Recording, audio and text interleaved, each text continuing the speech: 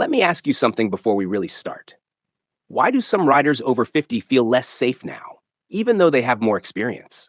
That question makes a lot of riders uncomfortable because on paper, it doesn't make sense. You've ridden longer, you've seen more situations, you've avoided mistakes that used to scare you years ago. So, why does riding sometimes feel more tense now than it used to? Why do corners feel tighter? Why does traffic feel more stressful? Why do close calls stick in your head longer than they did before? The answer isn't that you've gotten worse, and it's definitely not that you shouldn't be riding anymore. The truth is simpler and more important. Most riders over 50 aren't unsafe because of big mistakes. They're unsafe because of small habits that no longer fit the world they're riding in. I'm Matthew from Autozium, and today we're talking about 5 deadly mistakes riders over 50 make. Not deadly because they're dramatic. Not deadly because they involve high speed or reckless riding. Deadly because they feel normal. These are habits that don't raise alarms. They don't feel dangerous in the moment. They don't come with warning lights. But over time, they quietly stack the odds against you. The goal here isn't fear, it's awareness. Because when you see these habits clearly, they're easy to fix. Let's start with the first one. Mistake number 1, riding the way you used to. This one is extremely common, especially among experienced riders. If you've been riding for decades, your habits are deeply set. You brake when you always braked. You judge gaps the same way. You enter corners at familiar speeds. And for a long time, that worked. But the world around you changed. Traffic is heavier. Cars are faster off the line. Drivers are more distracted than ever. Phones, screens, touch controls, people looking down instead of looking around. Many riders over 50 are riding with skills built for a different environment. That doesn't make those skills bad, it just means they need adjustment. Here's the tricky part. Riding the way you used to doesn't feel risky. It feels normal. You're not speeding. You're not riding aggressively. You're not pushing limits. But normal today is different than it was 20 or 30 years ago. For example, following distance. Years ago, leaving a moderate gap felt fine. Today, that same gap disappears instantly when a distracted driver cuts in.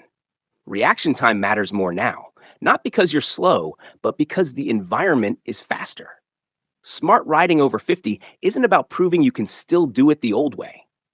It's about updating your habits for the current reality. Slowing things down just a little gives you something priceless. Time. Time to see problems early. Time to react smoothly. Time to make calm decisions. And time is the biggest safety tool you have. This leads directly to the second mistake. Mistake number 2, waiting too long to brake. This mistake is closely tied to the first one. Many riders over 50 still brake the way they always have. They see a stop coming. They roll closer. They brake later. And for years, that worked fine. But braking late leaves no margin. As we age, reaction time can change slightly. That's not weakness. That's biology. The problem isn't the change itself. The problem is not adjusting for it. Late braking feels efficient, it feels skilled, it feels confident, but it removes your options. If the car ahead stops suddenly, there's no space. If the road surface changes, there's no time. If something unexpected happens, you're forced to react hard. Hard reactions lead to panic. Panic leads to mistakes. Early braking does the opposite. It creates space. It smooths the ride. It keeps your body relaxed. Early braking is not slow riding, it's controlled riding.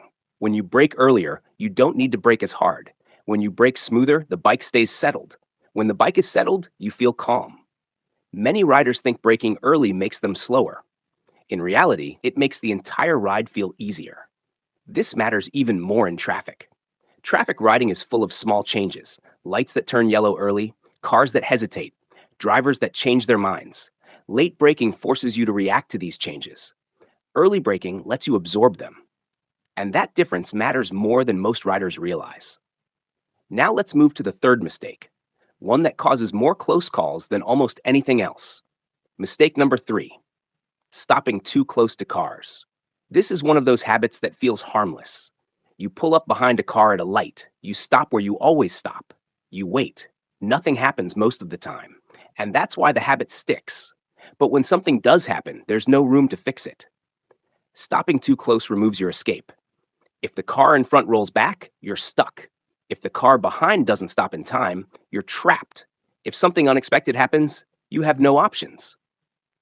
Space is safety, and yet many riders give it away without thinking. They stop close to avoid blocking traffic. They stop close out of habit. They stop close because that's how it's done. But motorcycles aren't cars. You don't have a crumple zone. You don't have a steel cage. You don't get a second chance. Stopping with space doesn't make you rude. It makes you prepared. The safest place at a stop is slightly offset with room to move. That way, if something goes wrong, you have an exit. Many riders over 50 learn this only after a scare. A car rolls back, a truck stops too close, a sudden bump happens. Nothing serious, but the message sticks. I didn't have anywhere to go. That moment changes how riding feels. But it doesn't have to happen the hard way. Now let's talk about the fourth mistake. Mistake number 4, riding when tired. This is one riders often underestimate. Fatigue doesn't always feel dramatic. You're not falling asleep. You're not dizzy. You're just worn down. But tired riding is dangerous. A tired rider misses small signals. A tired rider reacts late. A tired rider makes slower decisions. And fatigue hits harder with age. That doesn't mean you're weak. It means your body is honest. Long rides that felt easy years ago may now take more out of you. Traffic drains energy. Heat drains energy. Constant focus drains energy. Many riders push through fatigue because they don't want to admit it. They think, I've ridden longer than this before. They think, I'm almost home. They think I should be fine. But riding tired stacks small errors. Late braking, missed signals, tense hands. One small mistake alone isn't dangerous. Several together can be. Stopping early is not quitting. It's smart riding. Shorter rides can be safer rides. Breaks can reset your focus. Hydration and rest matter more than pride. Experienced riders know when to stop. Now let's pause here for a moment. Because these first 4 mistakes have something in common. They're not about skill level. They're about habits that haven't kept up with reality. Riding the way you used to. Braking late. Stopping too close. Pushing through fatigue. Each one alone seems small. Together, they create risk. And that brings us toward the 5th mistake, the one many riders avoid talking about. This one doesn't get discussed enough, not because it's rare, but because it feels uncomfortable to admit.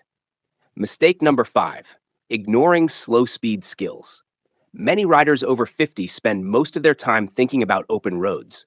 They think about highway riding. They think about curves. They think about keeping up with traffic. But the truth is, most close calls don't happen at speed. They happen slowly. Parking lots, stoplights, U-turns, traffic jams, gas stations. Slow speed riding exposes every weakness: balance, clutch control, throttle control, confidence. That's why many riders avoid practicing it. They don't like how it feels. They don't like feeling awkward. They don't like the reminder that the bike feels heavy. So they focus on what feels good instead. Fast enough to feel stable, smooth roads, open space. But avoiding slow speed practice doesn't make the problem go away. It just hides it. And when slow situations show up, which they always do, stress spikes. The bike feels heavier, the hands get tense, the mind rushes. That's when small mistakes turn into drops or tip overs. Most motorcycle drops don't happen at speed. They happen below walking pace. And for riders over 50, those moments matter more. A small fall that used to be nothing can now mean injury.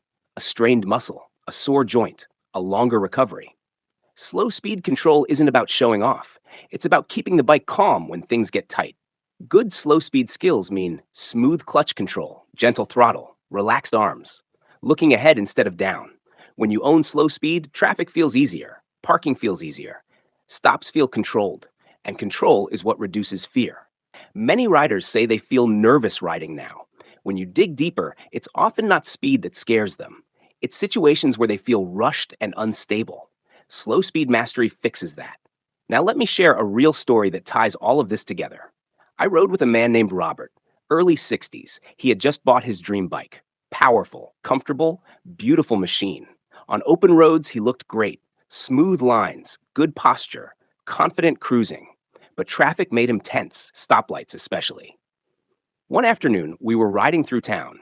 We stopped at a light behind a car. Robert stopped very close, closer than he needed to. The road sloped slightly downward.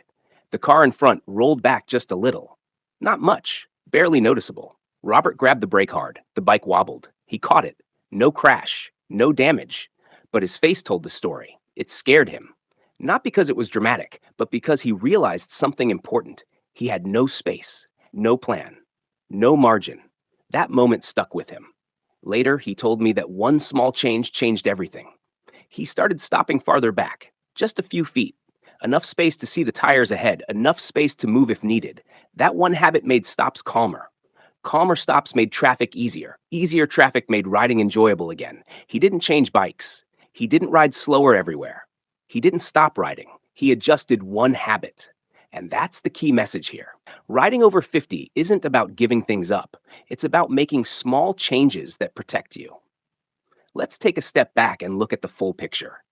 These 5 mistakes don't mean you're a bad rider. They mean you're human. You learned to ride in a different time. Your body has changed slightly. The world has changed a lot. None of that means riding is over. It means riding smarter matters more now. Let's quickly revisit the 5 mistakes, not as criticism, but as awareness. First, riding the way you used to. Experience is valuable, but only if it adapts, slowing down just a little, increasing following distance, giving yourself more time. These are signs of wisdom, not weakness. Second, waiting too long to brake. Early braking gives you control. It smooths the ride. It reduces panic. It keeps the bike stable. Smooth always beats rushed. Third, stopping too close to cars. Space equals options. Options equal safety. Always give yourself a way out. Fourth, riding when tired. Fatigue sneaks up quietly. Listen to your body. Stopping early keeps you riding longer in the long run. And fifth, ignoring slow speed skills. Slow control builds confidence. Confidence reduces tension. Tension causes mistakes. Now here's something important. Many riders over 50 blame confidence loss on age, but often it's not age. It's stress. Stress from traffic, stress from close calls, stress from feeling rushed. When you reduce stress, confidence returns. And stress is reduced by control. Control at slow speed, control with braking, control with spacing. Confidence doesn't come from pushing harder, it comes from feeling prepared. This is why experienced riders who adjust their habits often say the same thing. I enjoy riding more now, not because they're faster, but because they're calmer. They don't fight the bike, they don't fight traffic, they don't fight themselves. They ride their ride. And that's where experience shines. You already have judgment, you already have awareness, you already have road sense. All you're doing is tuning how you use it. Let me be very clear about one thing. There is no shame in riding differently at 50, 60, or beyond. There is no rule that says riding must look the same forever. Smart riders evolve. They protect their body. They protect their focus. They protect their enjoyment. And enjoyment matters. If riding becomes tense, people quit. Not because they don't love it, but because stress replaces joy. The goal is to ride longer, not harder. To finish rides feeling good, not worn out. To come home relaxed, not shaken. And that happens when you respect reality instead of fighting it. Here's the resolution I want to leave you with. Riding after 50 isn't about fear. It's about clarity. Seeing which habits still serve you and which ones don't.